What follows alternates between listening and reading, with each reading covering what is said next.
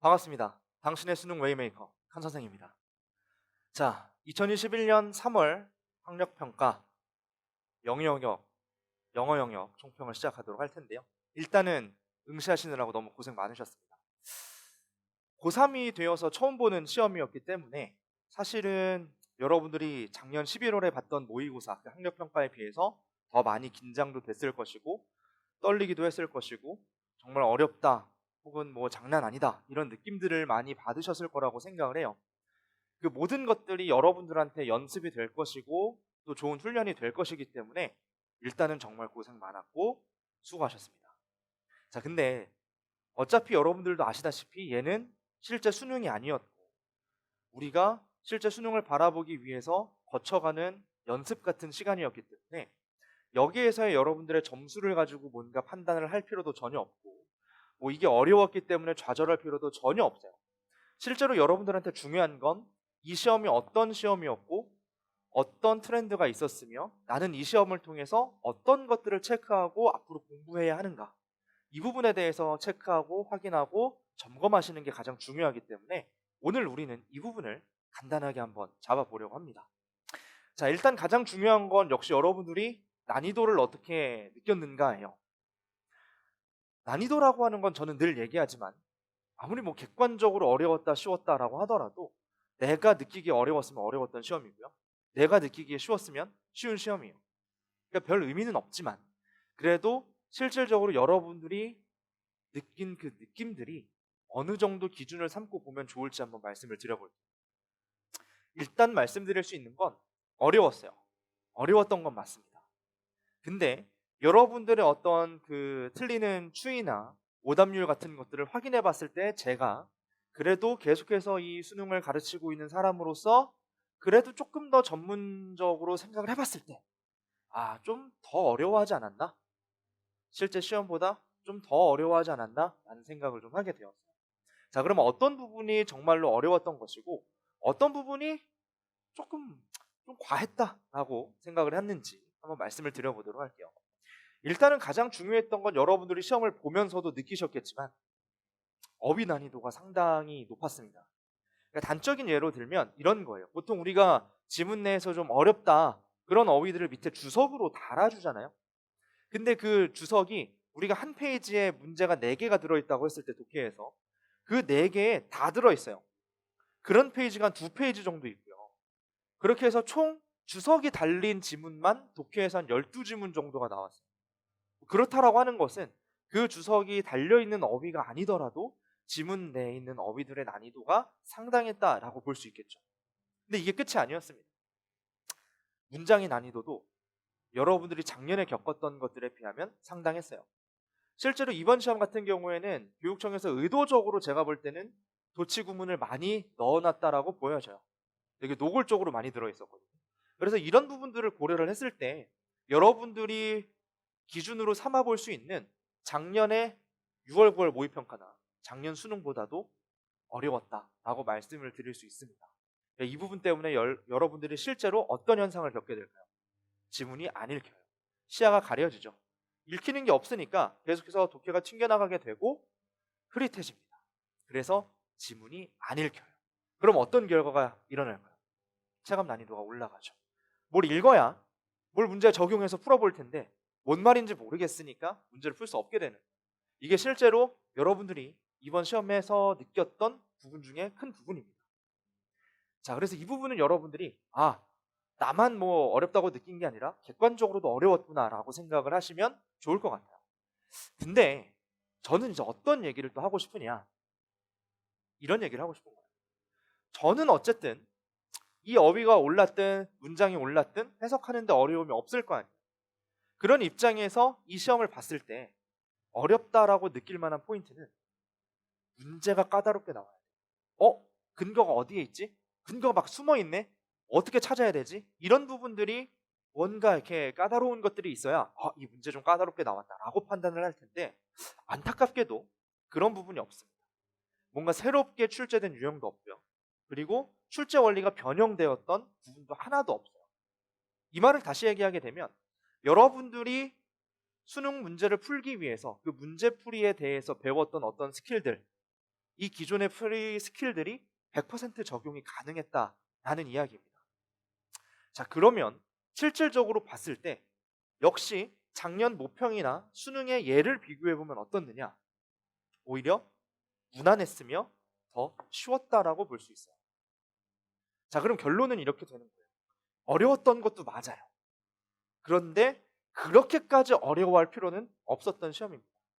자, 이거를 판가름하기 위해서 이제 이 요소들을 한번 뽑아보도록 하죠. 여러분들이 어휘나 구문이 약했다라고 한다면 이 시험은 매우 어려웠을 겁니다.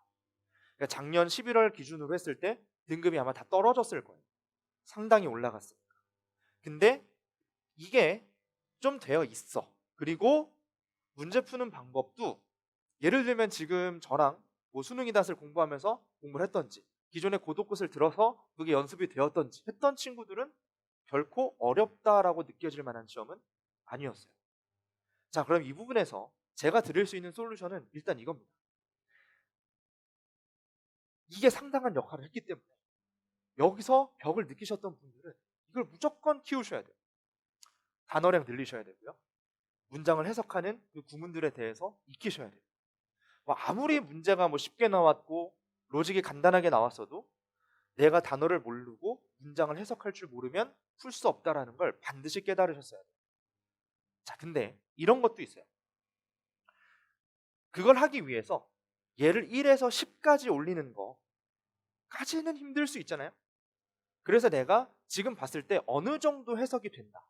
그러니까 내가 완벽하게 정말 1에서 10이면 10 정도로 9에서 10 정도로 해석을 하는 건 아니지만 그래도 6, 7 정도까지는 해석을 할 수 있을 것 같다 라고 하시는 분들은 그걸 올리는 노력보다 얘를 익히셔서 이 전체 크기를 능력치를 올리시는 게 훨씬 유리하실 겁니다. 이 부분을 여러분들이 반드시 이번 시험을 통해서 판단을 하셨어야 돼요. 나는 해석이 안 된다. 단어가 너무 어려워서 해석 자체가 잘 안 된다. 아니면은 단어를 알았는데 문장을 내가 해석하려고 봤더니 자꾸 해석이 잘 안 된다. 이런 부분들이 많았다. 아니면 뭐 해석은 나쁘지 않았어. 해석은 나쁘지 않았는데 뭔가 답을 고르는데 답이 선명하지 않고 이것도 될 것 같고 저것도 될 것 같고 그렇게 해서 어려웠는가. 이 부분에 대해서 반드시 여러분들이 판단하실 필요가 있어요. 그럼 여러분들이 우리 커리큘럼에서 어떤 것을 하셔야 될까요? 일단은 당연히 고단끝 그리고 신텍스가 먼저입니다. 고단끝 같은 경우는 제가 분명히 말씀을 드릴게요. 이번 시험에 나왔던 어휘들은 조금 고난도 어휘들이 있었지만 일단 고단끝 기준으로 1에서 80강까지를 여러분들이 완벽하게 소화하고 있다고 한다면 실제로 문제를 푸는데 크게 지장은 없습니다. 왜? 정말 어려운 단어들은 주석도 많이 달려 있었고요. 그리고 정말로 모든 문장을 해석하지 않더라도 모든 단어를 다 알지 않더라도 이 스킬을 통해서 또 풀어갈 수 있는 영역이 있기 때문에 여러분들이 고단끝 1에서 80강까지를 파생어 포함해서 웬만하면 다 통과할 수 있다. 이 실력이 되면 단어는 문제가 없어요. 그러니까 여기까지를 기준으로 삼으셔야 된다. 두 번째, 신텍스입니다. 지금 이 영상을 듣고 있는 여러분들 중에도 해석이 잘 되는 친구들이 있고 안 되는 친구들이 있겠지만 그리고 A단 영어학원에서 신텍스를 공부하고 있는 친구들도 있을 거 아니에요.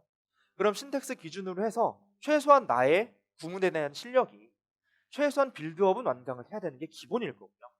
이센셜 라이트, 이센셜까지 여러분들이 해주셔야 이번 시험 같은 정도의 난이도의 문장들을 거침없이 해석을 할 수 있지 않을까 이렇게 보셔야 됩니다.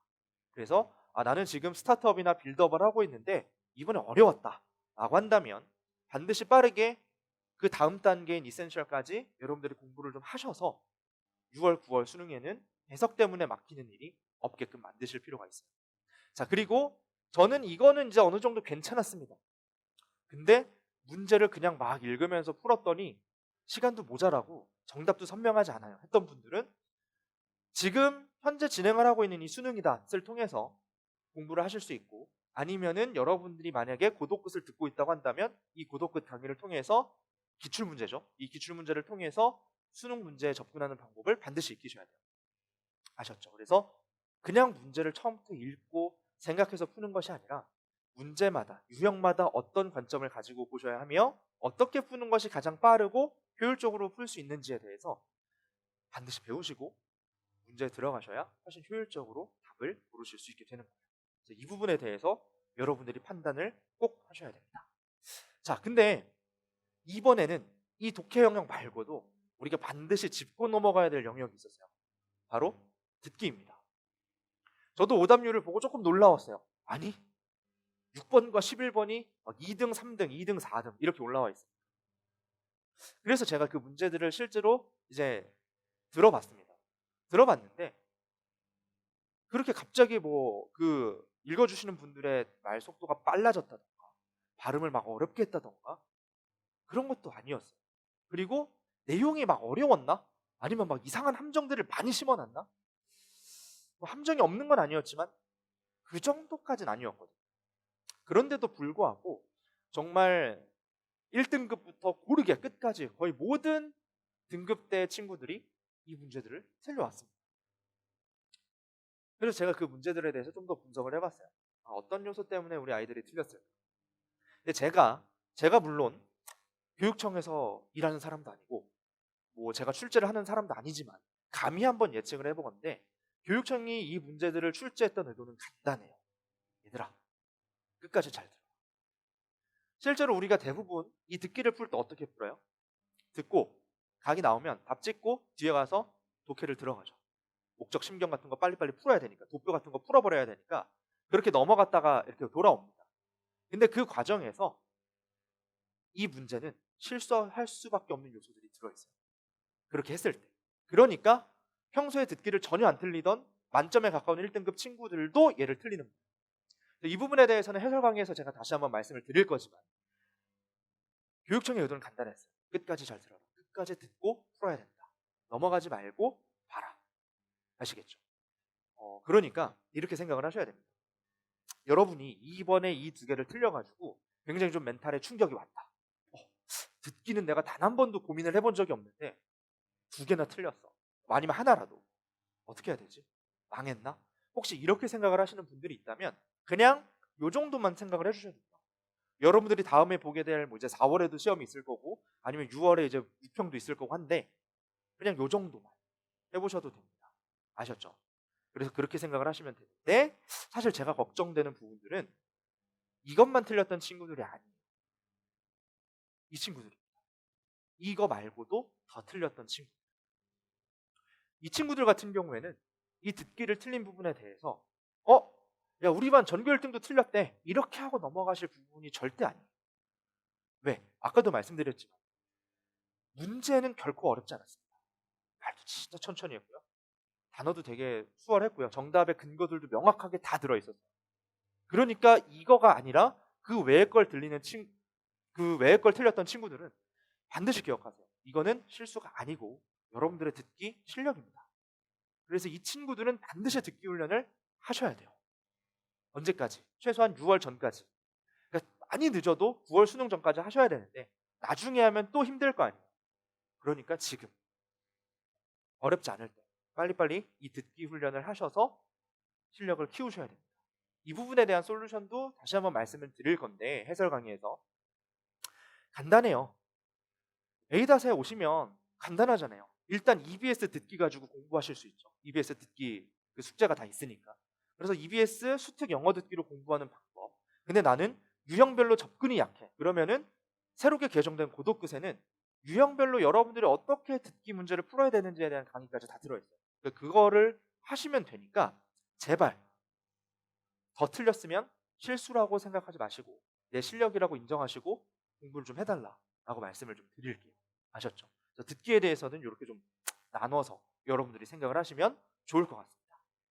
자, 이런 식으로 해서 간단하게 일단 좀 얘기를 해봤어요. 근데 왜 제가 이렇게만 간단하게 얘기를 하냐? 3월 학평은 그냥 3월 학평입니다. 실제로 평가원이 출제를 하는 게 아니기 때문에 이걸로 뭐 수능을 예측하실 필요가 없어요. 뭐 게다가 이제 여러분들 선배들 N수생이 들어오는 시험도 아니니까 상대평가인 과목들에 대해서도 일단은 뭐 너무 자만할 필요도 좌절할 필요도 없습니다. 자, 근데 영어에 대해서만큼은 조금 들을 말씀이 있어요. EBS 연계가 없다는 건 이제 여러분들도 지겹게 들으셨을 겁니다. 자, 그럼 이게 어떤 의미가 있다고요? 6평이나 9평에서 작년까지는 EBS 연계가 됐어요. 그래서 내가 연계를 체감을 하면 어느 정도까지 또 커버가 되는구나. 이 어려운 문제를 내가 이 정도 풀 수 있구나. 그래서 그런 것들을 가지고서 내가 가늠을 하면서 공부를 할 수 있었던 부분이라고 한다면 어차피 이제는 6월, 9월 수능에 EBS 연계가 안 됩니다. 그러면 여러분들이 이 3월 달에 맞았던 점수, 그 점수보단 그 점수를 맞게끔 했던 여러분의 현재 실력이 지금부터 전혀 개선이 없다고 한다면 수능에도 그대로 이어질 거라는 거예요. 옛날부터 있었던 말이 있잖아요. 3월이 수능이래. 옛날에는 진짜 그런 게 있었거든요. 3월에 점수를 받으시고 공부를 안 하면 유지만 하겠죠. 그렇죠? 그리고 조금 공부하면, 남들 하는 만큼 하면 어차피 다 똑같이 하니까 현상 유지가 되겠죠. 그래서 그런 이야기들이 있었는데, 이제는 객관적으로 보더라도요, 영어는 절대평가니까 여기서 실력을 올리지 않으면 수능날도 그 점수가 나올 거라고 조심스럽게 예측을 해볼 수 있어요. 난이도가 확 쉬워지지 않습니다. 무슨 말씀인지 아시겠죠? 그래서 결코 무의미한 시험이 아니라 여러분들의 현재 영어 실력을 가늠할 수 있는 아주 좋은 기준이 될 겁니다. 아시겠죠? 그래요. 그래서 이 부분에 대해서 여러분들이 잘 인식을 하시고 반드시 분석을 하셔야 되는데, 이거예요. 다시 한번 말씀을 드릴게요. 지금 점수 때문에 좌절한 친구들도 있을 거고요. 아니면 이번 시험을 되게 잘 봐가지고 기분이 좋은 분들도 있을 거예요. 자, 일단은 잘 봤던 친구들은 여러분들이 열심히 공부를 하셔서 점수가 오른 거니까 당연히 기뻐하시는 거는 좋습니다. 근데 다시 한번 또 말씀을 드리고 싶은 건 뭐예요? 점수는 중요하지 않아요. 왜? 이게 여러분들의 수능 점수가 아니기 때문에. 지금 100점을 맞았어도요, 떨어질 수 있는 거고요. 좀 재수없는 소리지만. 그리고 지금 못 봤어도 충분히 올릴 수 있어요. 그럼 이 점수 때문에 여러분들이 좋아한다거나 슬퍼한다거나 좌절한다거나 포기할 필요는 전혀 없고요. 다시 한번 말씀드리지만 뭐라고요? 나의 약점을 분석하고 이걸 보완해 나갈 수 있는 지표로 삼으셔야 돼요. 그래서 이 영어에 대한 부분은 일단은 이 부분을 한번 말씀을 드릴게요. 제가 순위를 좀 나누어 놨어요. 순위를 좀 나누어 놨는데, 여기 보시게 되면 목적, 심경, 도표, 안내문, 내용일치, 복합장, 이 유형을 첫 번째 우선순위로 잡았고, 두 번째는 대입학, 어휘, 무관한 문장, 요약문, 단일장문, 여기가 두 번째 순위. 그리고 마지막이 함의추론, 빈칸, 순서 삽입, 그리고 어법입니다. 자, 이유는 간단해요. 얘네들은요, 여러분들이 해석만 할 수 있으면 그냥 정답이 그대로 있습니다. 해석만 하시면 돼요. 그러니까 얘네들을 틀린 친구들은 해석만 하시면 돼요. 자, 이 순위도 크게 다르진 않습니다. 크게 다르진 않는데, 이 해석을 똑바로 한 다음에 그거를 조금 정리해서 찾아가실 필요가 있는 문항들. 그래서 얘보다는 조금 어려운 게 맞죠. 그래서 이런 것들을 여러분들이 체크했을 때, 아, 많이 틀렸다 라고 하시는 분들은 다시 한번 뭐가 중요하다고요? 어휘와 구문을 익히셔야 돼요. 여러분들이 틀린 문제들을 여기다 한번 체크를 해보세요. 그래서 여기가 비중이 많다라고 하면 뭐라고요? 어휘와 구문입니다. 이것만 하셔도 점수가 팍 올라가요. 자, 근데 얘는 괜찮아. 얘는 괜찮고, 저는 뭐 함의추론이나 빈칸, 순서 삽입 이쪽이다, 이쪽에서 많이 틀렸다, 아니면 어법을 틀렸다 하는 친구들은 요게 좀 됐다는 가정인 거잖아요. 비중이 이쪽에 있으니까. 그러면 어떤 거? 좀 더 문제풀이 스킬에 집중하실 필요가 있어요. 물론 어법은 조금 다릅니다. 어법은 어법 실력이 있어야 풀 수 있고, 없으면 못 푸는 유형이기 때문에 조금 논외긴 하지만 어쨌든 그 유형별로 여러분들이 풀 수 있는 실력들을 키우셔야 돼요. 진짜로 중요한 겁니다. 잘 체크하세요. 내가 이쪽에 걸려 있는지 아니면 이쪽이 좀 더 맞는지. 내가 그랬으면 좋겠다가 아니라 객관적으로 냉철하게 체크해서 판단하시기 바랍니다. 그래서 나는 단어가 부족하다, 아니면 해석이 딸린다, 이 부분을 잘 판단하시고 이쪽에 집중을 하셔야 된다. 아니면 저거는 물론 꾸준히 해야 되지만 그래도 좀 괜찮아, 나는 지금 문제 푸는 방법을 너무 모르고 있는 것 같다 라고 하시면 이쪽으로 오시면 돼요. 자, 물론 이거는 혼자서 하는 게 쉽지 않습니다. 당연히 혼자서 분석하는 게 쉽지 않을 수 있죠. 그래서 이제 제가 해설 강의를 해드릴 거예요. 주요 문항들을 해설 강의를 해드릴 거고, 이 부분들을 보시면서도 여러분들이 판단을 하셔야 돼요. 그냥 뭐 그래서 저게 답이구나, 저렇게 푸는 거였구나 하고 끝나시는 게 아니라, 나는 그래, 나는 해석만 했으면 저렇게 할 수 있었겠네, 저게 어렵지 않네, 나는 해석을 못했구나, 해석이 안 됐던 거구나, 저렇게 해석을 듣고 나니까 다 되네, 이 판단. 아니면 나도 저렇게 해석은 다 했는데 어떻게 저렇게 풀 수 있지? 아, 저렇게 읽으니까 답이 나오는 거구나. 요거에 대한 판단을 이 해설 강의를 들으시면서 여러분들이 또 직접 해주셔야 돼요. 그래서 그걸 도와드리려고 해설 강의를 찍는 겁니다. 아시겠죠? 자, 그래서 이 부분 꼭 잘 기억을 하셔서 도움이 되셨으면 좋겠고요. 이제부터는 시간 싸움이에요. 잘 보세요. 지금 3월 학평을 치렀는데 이제부터 중간고사 대비를 하셔야 됩니다. 그리고 중간고사가 끝나면 이제 조금 있다가 또 이제 6평을 보셔야 되겠죠. 6평 끝나면 또 기말고사 준비하셔야 돼요. 기말고사 끝나면 이제 시간 없다 그러겠죠. 그렇죠? 그렇기 때문에 반드시 시간 싸움입니다. 그 말은 지금 이 순간에 여러분들이 뭔가 잘못된 길을 들어가셔도 안 돼요. 그렇죠? 근데 그렇다고 신중하게 고르기 위해서 멈춰서 있을 수도 없는 상황입니다. 그래서 이 부분을 여러분들이 혼자 고민하고 혼자 힘들게 싸우지 말라고 저와 A단 영어학원이 여러분들을 위해서 계속해서 컨텐츠를 드리고 관리를 해드리는 거예요. 그러니까 여러분들은 잘 객관적으로 냉철하게 판단하시되 걱정하지 마시고 언제나 여러분들과 함께하는 저를 믿으시고 A단을 믿으시면 되겠습니다. 자, 자세한 얘기는 해설 강의에서 또 해드릴 거예요. 해설 강의를 통해서 여러분들이 틀렸던 이유들을 잘 점검하신 다음에 가장 중요한 건 뭐라고요? 나는 어디가 부족한가를 판단하셔야 돼요. 그래서 특히나 대부분은 어휘나 해석에서 막혔던 경험들이 많으실 거기 때문에 그쪽이 굉장히 중요하다라는 걸 다시 한번 말씀을 드리고요. 문제풀이 스킬이 약했던 친구들도 그 부분을 잘 판단하셔서 반드시 극복을 빠르게 하시길 바랄게요. 왜? 시간은 부족하고요. 우리는 해야 될 게 많으니까요.